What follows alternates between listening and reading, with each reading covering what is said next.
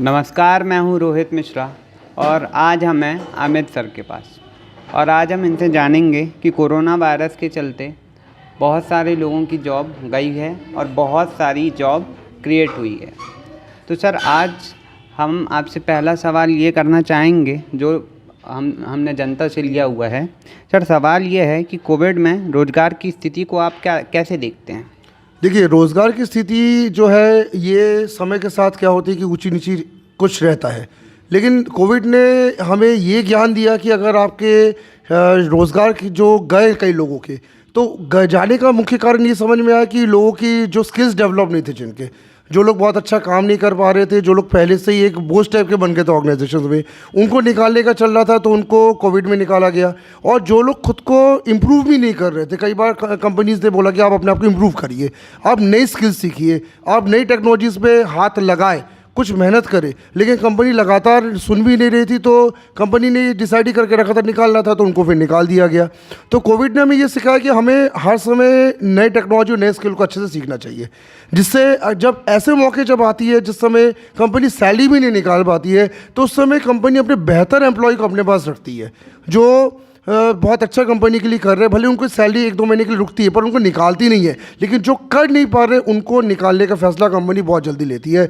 तो कोविड ने हमें ये सिखाया कि स्किल और टेक्नोलॉजी लगातार आप सीखते जाए, जिससे बुरे वक्त में भी कंपनी आपको निकालने का ना सोचे, अपने पास रखने का सोचे। सर मेरा दूसरा सवाल है सर कि बहुत सारे लोगों को देखा गया है कि सर कोविड के दौरान बहुत सारे लोग जो हैं उन्होंने जॉब क्विट की है और कई लोगों को कंपनी ने भी निकाल दिया गया है। ठीक है, तो सर आप ये बताइए कि आप उनको क्या करने का सजेशन देना चाहते हैं, क्या सलाह देना चाहते हैं? देखिए, जॉब क्विट तो तब करना चाहिए जब फाइनली आप भी ये डिसाइड कर चुके कि कंपनी में आपका फ्यूचर नहीं है।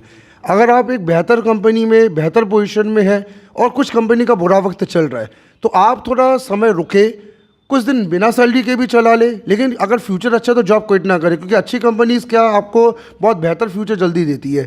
हाँ, लेकिन अगर आप अभी लो लेवल की कंपनी है तो उससे अगर क्विट करके आप अच्छी कंपनी में गए तो वो आपके लिए अच्छा फैसला होगा।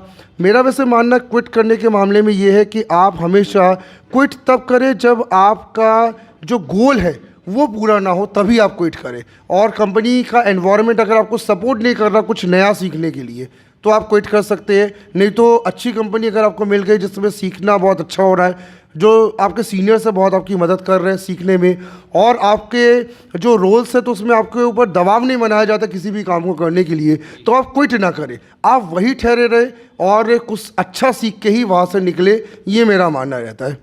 सर मेरा तीसरा सवाल है सर, अभी हमने देखा कि बजट आया हुआ था सर, बजट के दौरान आत्मनिर्भर भारत पर काफ़ी जोर दिया गया था और सरकार लगातार सरकार सर कई युवाओं को नए सेटअप तैयार करने के लिए प्रेरित कर रही है। तो सर आप इस विषय में क्या राय रखते हैं? देखिए, ये तो वर्तमान परिप्रेक्ष्य में एक क्लियर फैक्टर हमें दिख रहा है कि युवाओं के हिसाब से अब नौकरियां इतनी ज़्यादा नहीं बन पाएंगी, चाहे सरकारी क्षेत्र हो चाहे निजी क्षेत्र हो। जो नौकरी जनरेट हो रही है आज, उसके मुकाबले ज़्यादा हमारे युवा कॉलेज, स्कूल और यूनिवर्सिटी से निकल रहे लगातार, और इतने युवाओं को नौकरी देना सरकार या निजी संस्था के लिए आसान नहीं होगा। तो इसके लिए जो हमारे माननीय प्रधानमंत्री जी ने भी जो कहा, आत्मनिर्भर भारत की जो बात कही, ये इसको हम लोग सब सपोर्ट करते हैं कि युवा जो है वो बिजनेस स्किल को सीखे, अपने खुद के व्यापार को वो सेट करे और कोशिश ये करे कि वो अपना एक ब्रांड बनाए।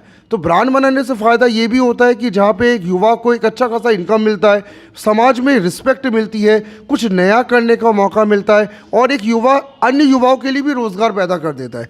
तो इससे जो हमारी बेरोज़गारी की जो समस्या है वो भी काफ़ी हद तक कम होगी, और स्किल मैनेजमेंट भी युवा सीखेगा, क्योंकि अपने बिजनेस को चलाने के लिए स्किल्स काफ़ी ज़रूरी होते हैं। तो ये भी हमारे युवा वर्ग सीखेगा। तो मेरे हिसाब से आज के परिप्रेक्ष्य में आत्मनिर्भर भारत जो है वो सबसे बेटर रोज़गार का ऑप्शन है, और इससे बेहतर और कुछ भी नहीं हो सकता इस समय। सर बहुत अच्छा सर, आप कह रहे हैं, मुझे बातचीत करने में आपसे बहुत आनंद आ रहा है सर। और सर इसी परिप्रेक्ष्य में हम सवालों के सिलसिले को आगे बढ़ाते हैं।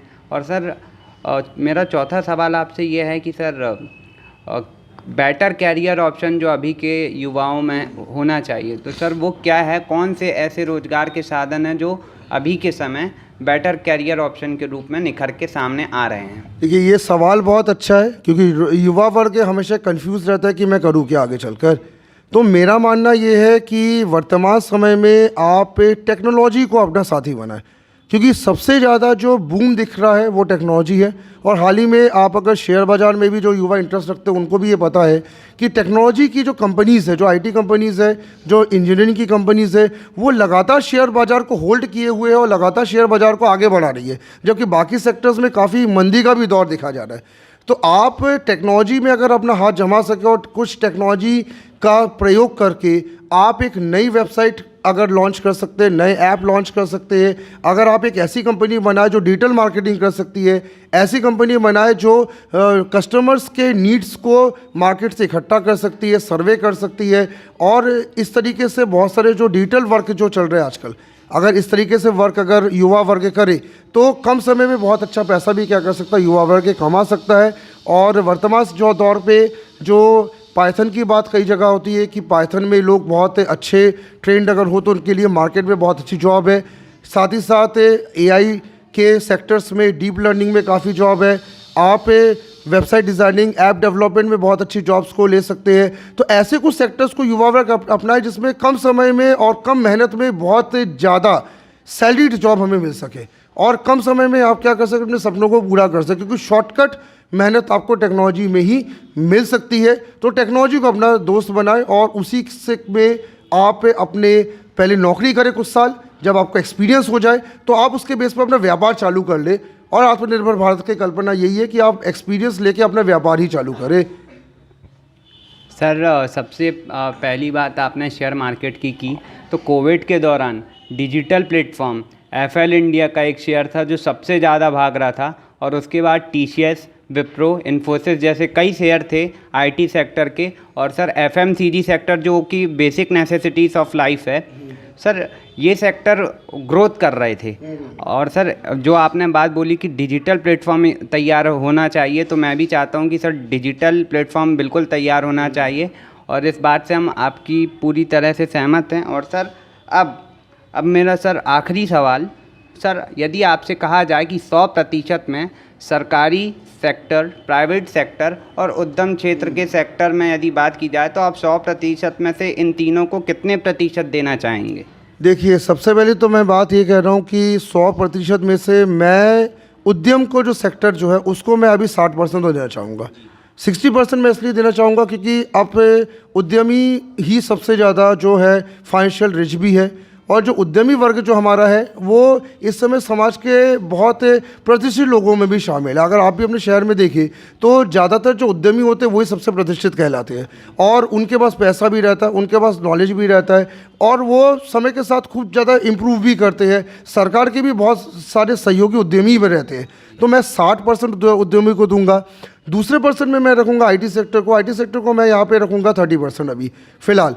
और आईटी सेक्टर टेक्नोलॉजी को 30% रखने का सिर्फ कारण मेरा ये है कि टेक्नोलॉजी बहुत जल्दी सारे सेक्टर्स को क्या कर अपने हाथ में ले रहा है। तो जो बच्चा जो कॉलेज स्कूल से निकल रहा है उसके कोर्स में भी क्योंकि कोई ना कोई टेक्नोलॉजी का पार्ट रहता ही है, कोई ना कोई लैंग्वेजेस रहती ही है, तो वो बच्चा अगर उस लैंग्वेज में अगर मार्केट में जम जाए तो उसको सैलरी देने में आईटी कंपनी बहुत ज़्यादा अच्छा पैकेज अभी दे रही है। तो 30% में तो आईटी सेक्टर को दूंगा, और मैं सबसे कम अभी सरकारी सेक्टर को 10% इसलिए केवल दे रहा हूँ। इसका एक रीज़न क्या है कि लगातार प्राइवेटाइजेशन जो लगातार हो रहा है, और जिस तरीके से आप ये देख रहे हैं कि लगातार गवर्नमेंट के सारे प्लेटफॉर्म्स ठेकेदारों की तरफ जा रहे हैं। गवर्नमेंट लगातार वैकेंसीज भी डाउन करती जा रही है, ज़्यादातर पोस्ट को डमी भी कर दी जाती है, यानी आप रिटायर्ड होते हो तो आपका पोस्ट ख़त्म कर दिया जाता है। तो इन केस में ज़रूरी है कि हम private government jobs are the best secure jobs, इसमें कोई डाउट नहीं है, लेकिन हम सिर्फ 10% इसलिए रिलाय ऑन जॉब्स पे करें क्योंकि अब वो जॉब्स की जो रोटेशंस थे वो भी डाउन हो गए, और समय के साथ साथ प्राइवेट गवर्नमेंट जॉब धीरे धीरे करके ख़त्म कर दिए जा रहे हैं। तो आपको अब ज़्यादातर टेक्नोलॉजी और उद्यम सेक्टर में फोकस करने पड़ेगा। तो 10% आप गवर्नमेंट के अभी भी चांस माने, लेकिन ज़्यादातर तो आप अपना सेल्फ बिजनेस और टेक्नोलॉजी बेस्ड बिजनेस अगर करें और टेक्नोलॉजी बेस्ड जॉब अगर करें तो उसमें आपको ज़्यादा फ़ायदा होगा। जैसे हमारे जितने भी महानगर है वो महानगर इसलिए क्योंकि उनमें टेक्नोलॉजी या बिज़नेस बहुत अच्छा चलता है। जैसे गुजरात में आप देखें तो गुजरात पूरा बिजनेस मॉडल पे चलता है। आप अगर हैदराबाद बेंगलोर को देखें तो हैदराबाद बेंगलोर पूना और हमारी सारी बड़ी सिटी टेक्नोलॉजी और बिजनेस दोनों मॉडल पे चलती है, ठीक है। और एमपी में सबसे गवर्नमेंट मॉडल ही ज़्यादातर चल रहा है, तो इस कारण से हम लोग पिछड़ रहे हैं उन राज्यों से। तो हमें अब बिजनेस और टेक्नोलॉजी मॉडल को लेकर साथ में चलना पड़ेगा, ऐसा मेरा मानना है। आज का युवा लगातार हम देख रहे हैं कि सरकारी क्षेत्र की जॉब्स के लिए लगातार प्रयासरत है। और जैसा कि अभी हमारे साथ अमित सर थे, उन्होंने बताया कि लगातार सरकारी क्षेत्र में कमी आ रही है और उद्यम के क्षेत्र को बढ़ावा देने पर जोर दिया जा रहा है। तो हमारी टीम, जबलपुर हलचल की टीम भी आपसे अनुरोध करती है कि सरकारी जॉब देखिए, IAS IPS बनिए, लेकिन साथ में एक अच्छा उद्यमी भी बनिए। क्या पता आप अगले रतन टाटा हों, क्या पता आप एंडी बेजोस जैसे हों। तो इसी के साथ आज हम थे अमित सर के पास, और कल हम फिर मिलते हैं नए विषय के साथ। तब तक के लिए धन्यवाद।